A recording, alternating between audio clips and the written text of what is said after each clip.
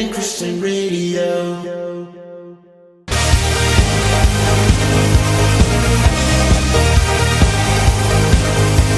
Playing music from yesterday, today, and tomorrow. Playing more than just one song from an artist. We mix it all together. The Internet's home to eclectic blends of Christian music and powerful ministry programs. We are the Ragman Christian Radio Network.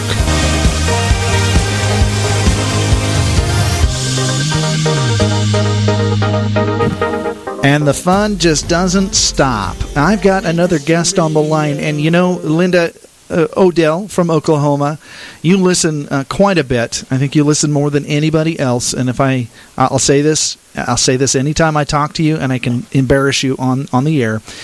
I need about 100 more of you, and we'll get this job done. I promise. If everyone would do what Linda does, I'm telling you, there's nothing this ministry couldn't do. She has a vision and a love for the lost, and kind of puts you in the perspective of where I think this broadcast was going. Of course, we started with, of course, the Spreading Joy interview in segments and talking about back to school, and then we were talking about the cruise. By the way, anybody got $1,300 can fly me to Florida, I'm on it. But anyway, and then we talked about, of course, the event that's coming up Thursday night, 6 p.m. Pacific, that's 8 p.m. your time. It's quality jewelry that you will find, and we actually did price comparisons here in the house and in the studio. We're talking probably at the cheapest, only $1 more than the cheapest place you can get this kind of jewelry. I'd say that's cool. I'd say that's pretty good, and about $11 to $15 cheaper than your department stores that sell the same jewelry. So what happens is Marie's going to post pictures, and if that's what you want, you're going to put in the comments "sold," and you can do that 10 times. You can do that one time. I mean, however you want to do it. All you want is one. That's great, and then she'll get you an invoice. You pay the invoice, she sends it to you. And it's simple as that. Now, it gets better, because if the event reaches 1,000 invites, not 1,000 attending, but 1,000 invites, Marie is going to be giving away free gifts to people. And that's not all. If you act now, if anyone hosts a Facebook event like she does, she will walk you through it, and she will give an extra $5 to Ragman Christian Radio. Now, I can't believe this is happening, and this is what I pray for your ministry all the time. But then we got into the conversation with DJ John Lipinski, and he was pretty upset. I got him calmed down, and we talked about supporting your local schools. And right. I'm going to say it again, just like in church, if you don't trust the people you're giving money to in the offering plate or the box in the back, you probably don't belong there.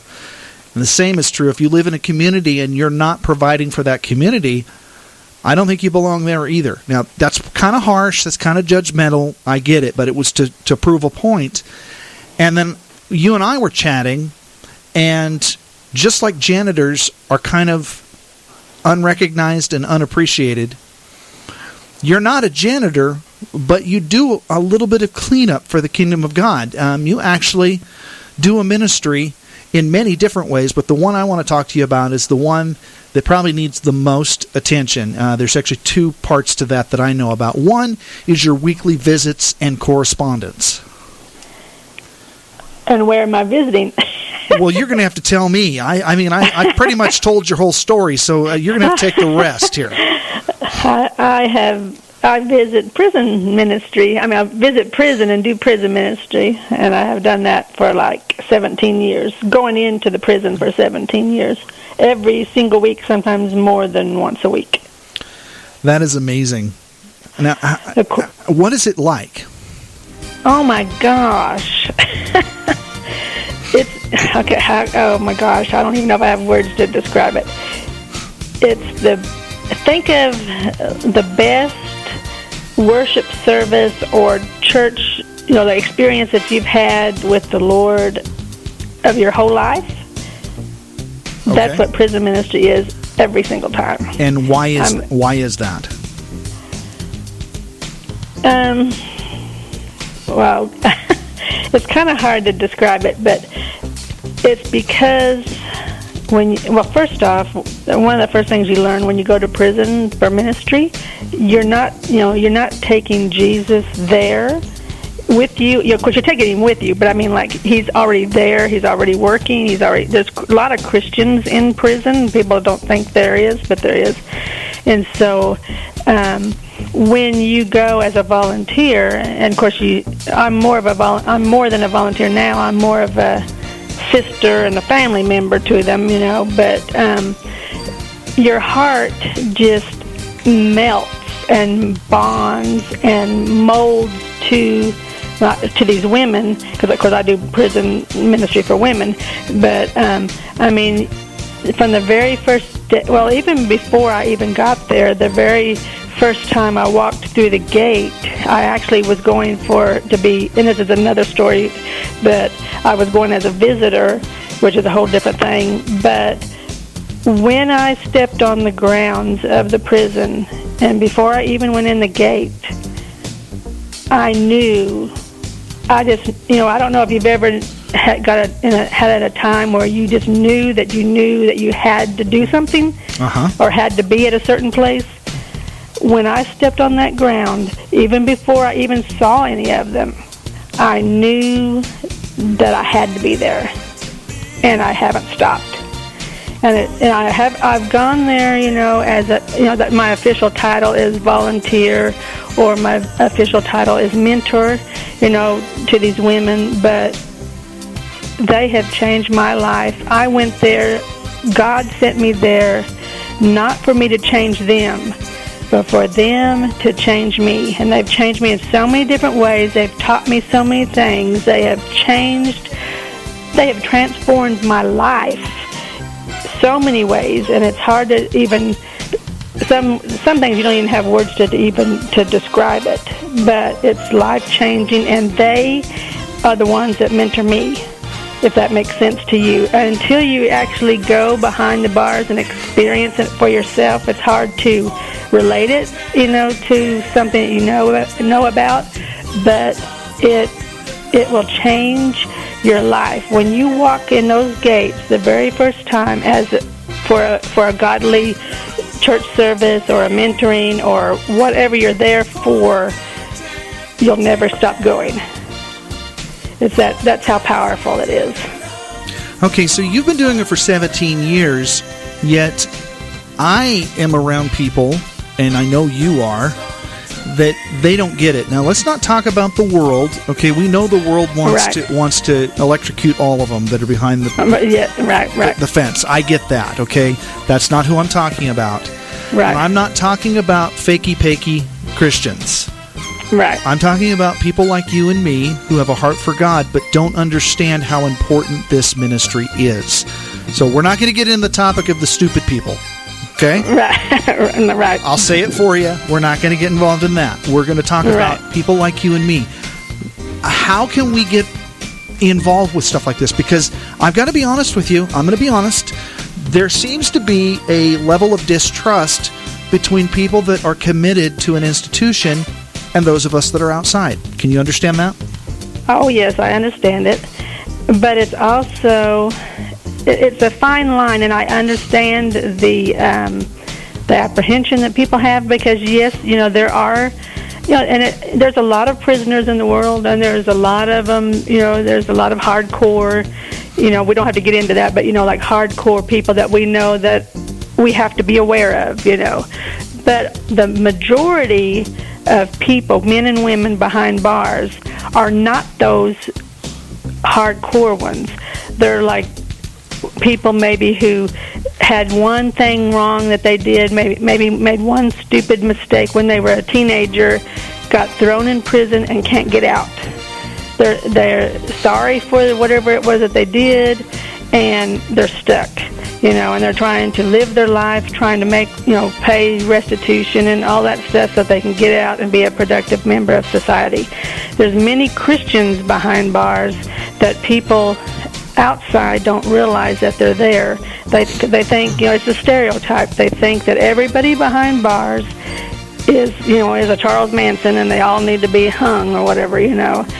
That's not true, because, and this is a story for another time, but when it happens to a family member, I had a family member that went to prison, totally innocent, wrongly convicted, did nothing wrong, but she also had, like when the news media got wind of it and different things, they were already calling her guilty before they even knew what was wrong, And so I get the stereotype, but we are Christians and we're supposed to visit the prisoner. God says in His Word to visit the prisoner, and He says to go to the least of these.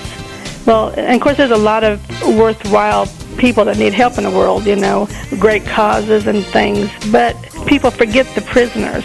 When they quote scriptures and say, visit the orphans and help the widows and feed the hungry and clothe the naked, they never say visit the prisoners. They always leave that off. The only time that I have come up to knowing when people will care about prisoners is when it hits them in their own family, either when someone in their family that they really love gets locked up, or it happens to them. When it hits you, then you suddenly care about it. But that's also with any other kind of issue that happens also, But God loves prisoners. Jesus was wrongly convicted, and he served some prison time, even if it was just overnight, and he got, killed for what he did, but he didn't do anything wrong, Right. Jesus was innocent. Of course, now we know he gave up his life, but I mean, it's the same principle. He served time. Would we go visit Jesus? Well, when I go every time I step foot in the prison, I visit Jesus. He's already there. He's in the hearts of the women who love him, and he's also in the corridors, and his spirit hovers over the whole place, reaching the lost, And so every time I go there, he's already there. I visit him. I see him working. I see him changing lives. And so when people on the outside, especially, the church folks or whoever, say, we'll lock them up and let them do the time, they did the time, let them do the crime and stuff like that, they forget that Jesus is in the restoration business, and he is in the prisons all over the world, and he is changing lives. And some people in prison are more free with Christ than they ever were on the outside. But the people on the outside, I guess it's because they don't get to see the good results. They don't get to see. There's a lot of bad in prison, I get that. But they don't get to see the good things. If they could see the good that's going on, they'd have a different perspective. If I could take everybody with me to prison on Monday night and show them, they'd be astounded.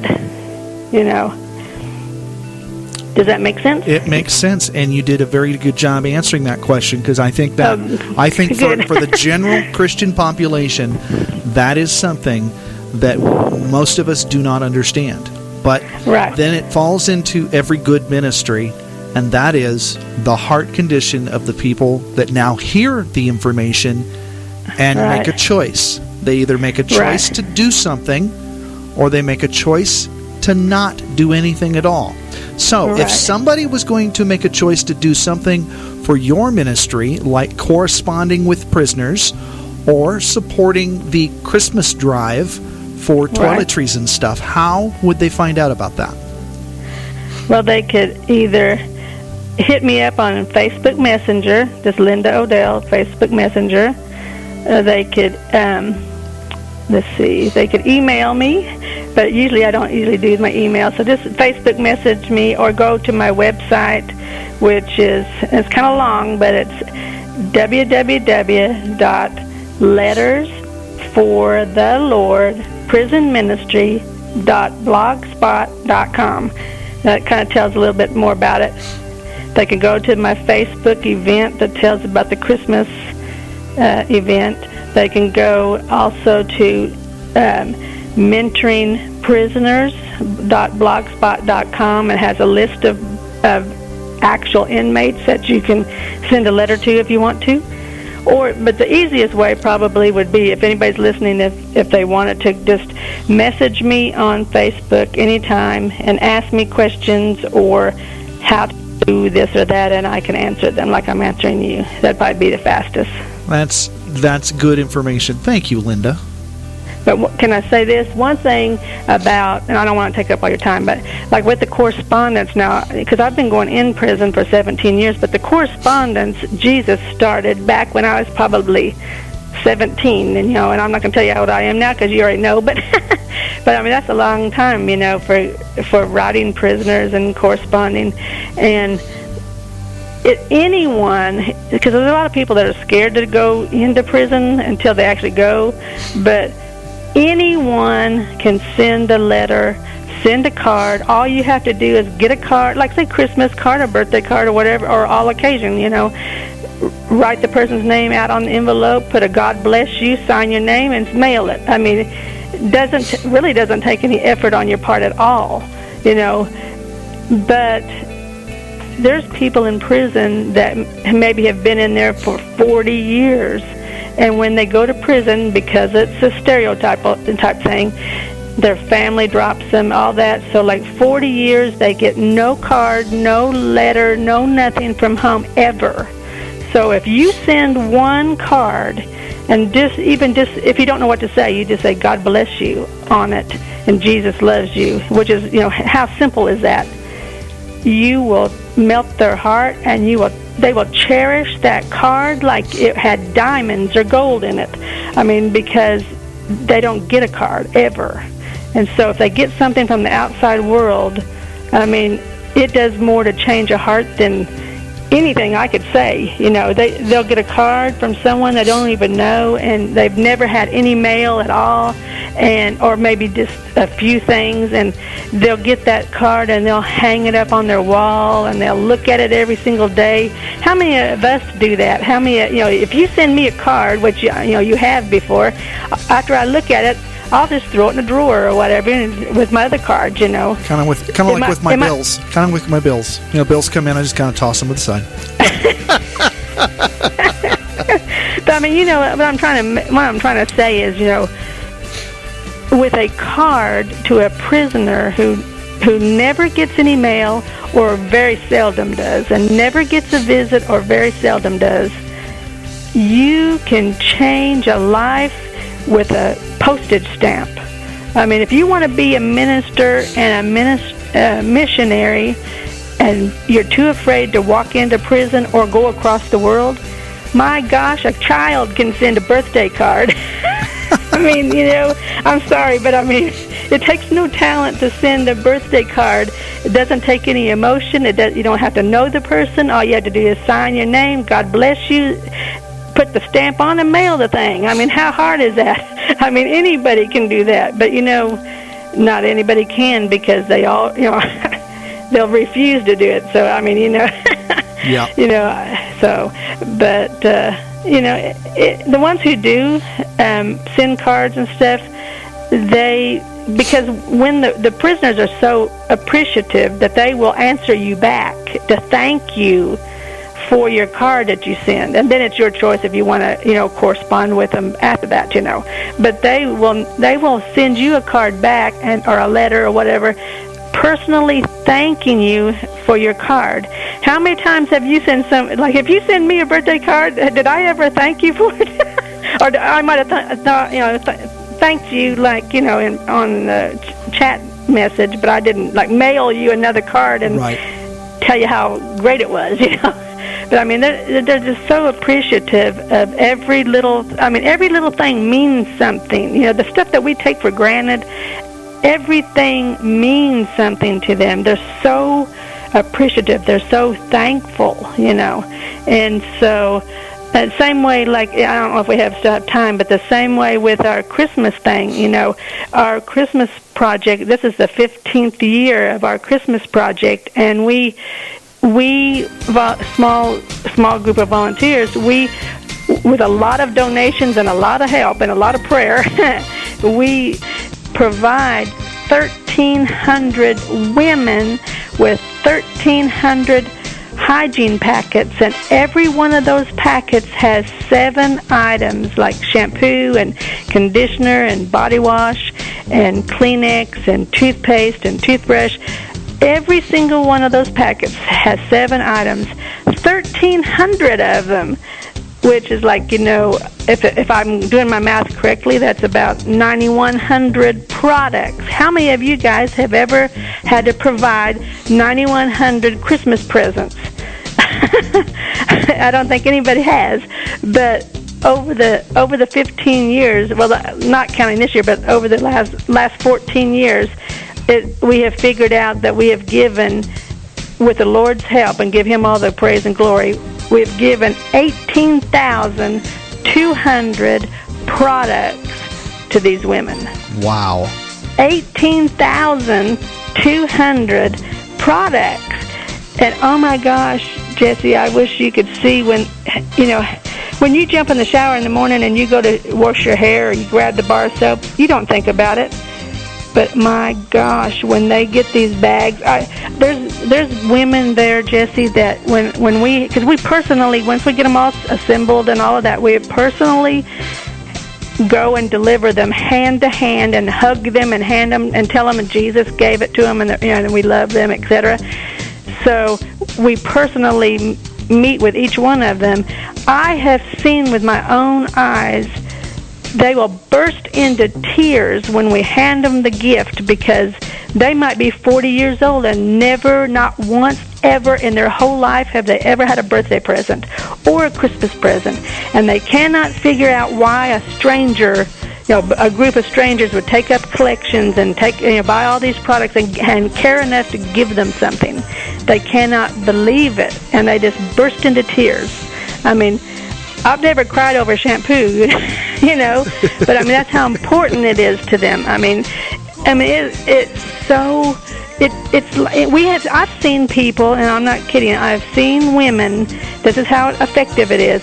You think it's shampoo or whatever, we give these gifts to these women. I have seen the Lord save their souls after they receive that gift. Maybe not the day that they got it, but within a week or two or later, because they couldn't believe that Jesus loved them that much that he would have them give them a gift, and it'll change their life. So who knew that you could change a life with a bottle of shampoo? And from what you've described, the very people you're working with and ministering to are the ones that need that help. And I want to thank you so much for finally taking the time to talk about what your ministry, Letters for the Lord, does. And yes, it's multifaceted. We do all sorts of stuff. It's partnered with other prison ministries, yes, but it's all done for the Great Commission. And believe it or not, I think you've left me pretty much speechless. But I'm gonna make up for that. I'm gonna make up for that. I know how much you love Brian Duncan, and so I looked at some songs. I chose these. I'm going to say the Holy Spirit led me to choose these. I don't know. All I know is that they're good songs. One comes off of his album, Still Dancing.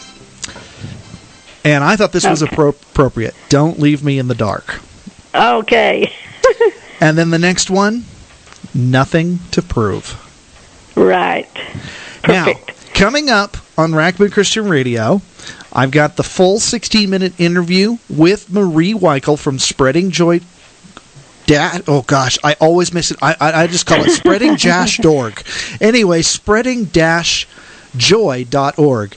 And it's the full one. So if anyone missed the entire one, the segments, it's coming up next. Then at 6 p.m. Pacific, 8 p.m. Central, it's 1 hour of Brian Duncan and the Road to Redemption. Yeah, I knew you'd like that. Monday nights happens to be one of your favorite, along with, what is that? That Freedom Broadcast? Oh, yeah, that Friday rowdy night. It hasn't been too rowdy. Gosh. I know. You got to work on that. Well, the past 2 broadcasts have been very interesting. Yes. I mean, we picked up some hot topics, and I thought today was just going to be a New Music Monday. No big deal. Oh no, we had to talk about school, support your schools, and being integrity people as Christians, and now we're talking about prison ministries. So man. Thank you so much for being a part of this tonight. Thank you, Jesse. You're welcome. Coming up, Brian Duncan and the Neo Soul Band, and then it's the end of our show. Oh my gosh, can you believe it? Not the end. Yep, 2 hours flies. You're listening to New Music Monday on the Ragman Christian Radio Network.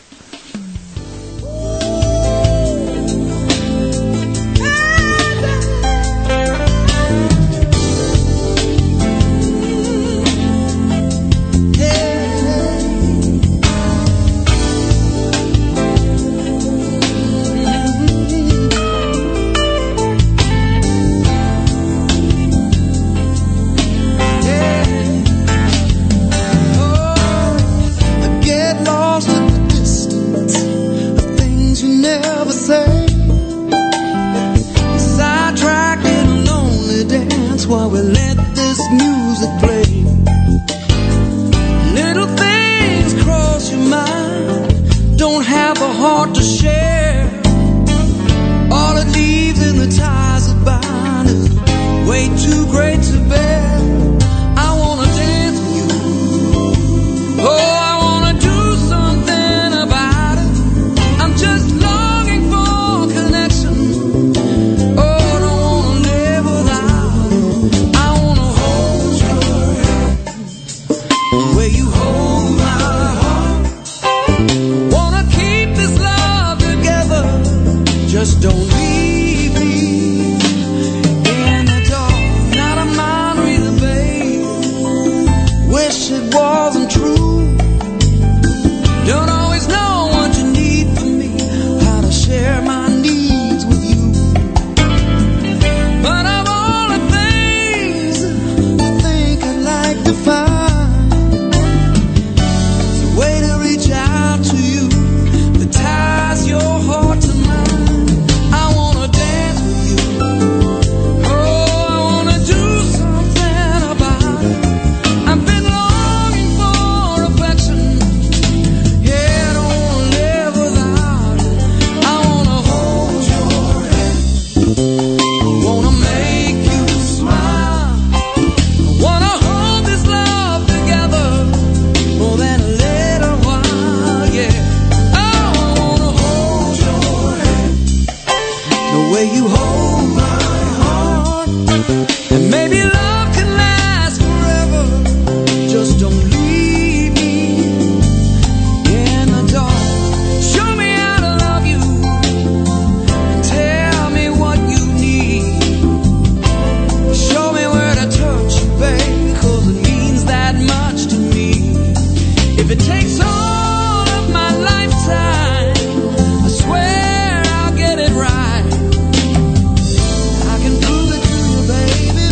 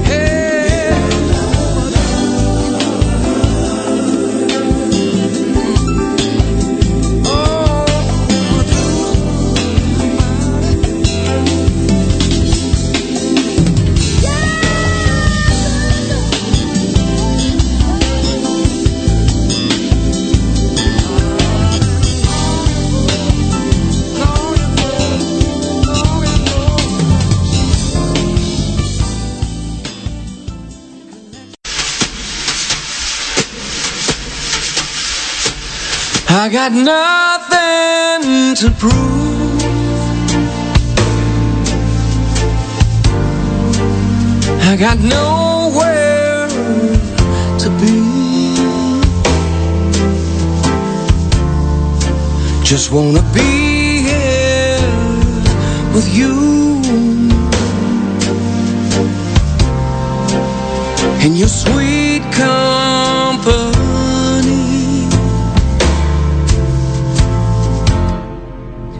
I got nothing to say.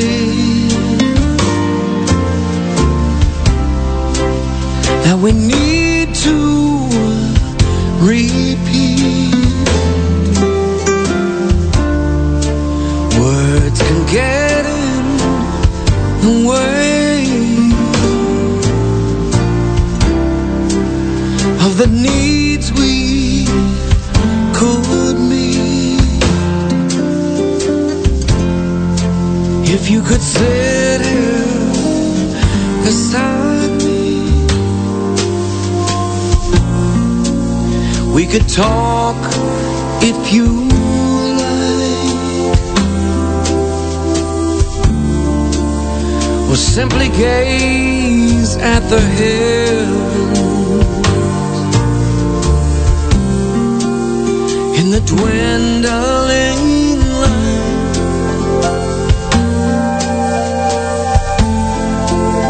I got nothing without you.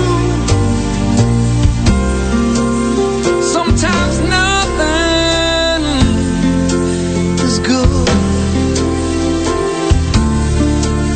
but there's just something about you makes me feel understood.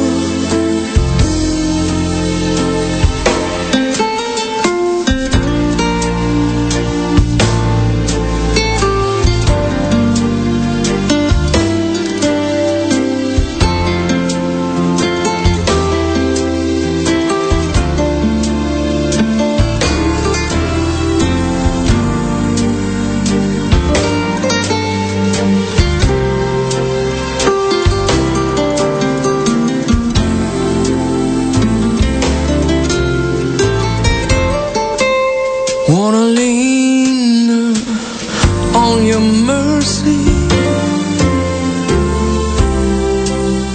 wanna bask in your grace. What I feel when you're with me, what I see in your face. If you could sit here beside me, we could talk if you like, or simply gaze